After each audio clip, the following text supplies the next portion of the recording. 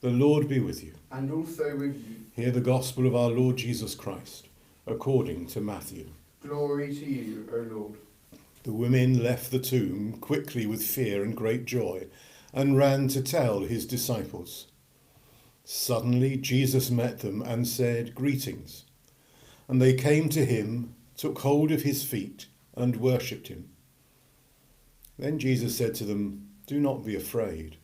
Go and tell my brothers to go to Galilee. There they will see me." While they were going, some of the guard went into the city and told the chief priests everything that had happened. After the priests had assembled with the elders, they devised a plan to give a large sum of money to the soldiers, telling them, "You must say, 'His disciples came by night and stole him away while we were asleep.'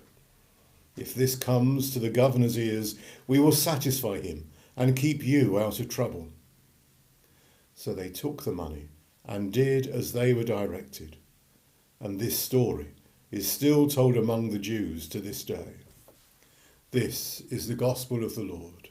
Praise to you, O Christ.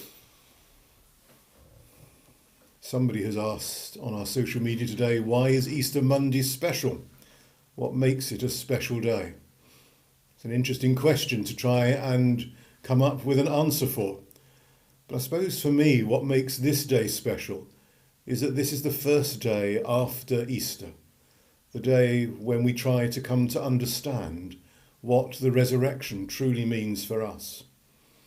For the early disciples, it was the day when they had discovered the joy of the risen Christ and then began their regular routine, trying to understand what that resurrection, what that new life, what that peace of Christ meant in the world in which they lived. And in Matthew's Gospel, we've just heard as the attempt is made to persuade the soldiers to tell the story that the disciples had stolen the body.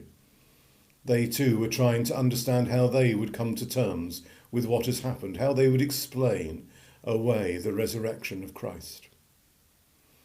But also in that gospel, we're reminded, as we thought yesterday, of the instruction of Jesus to the women and then to his disciples to go to Galilee, to go to their home place, to go where they were from, and there they would see him.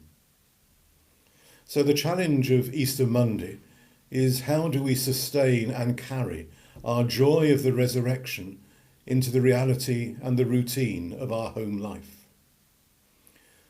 Through today, we've been encouraging people to make Easter bonnets made with the things they can find around them, made with the things that are in their homes. Not able to go and buy lots of special things, but to simply use what is there, to find Easter in the ordinary and the everyday. And the first one we had was of a lampshade converted into an Easter bonnet.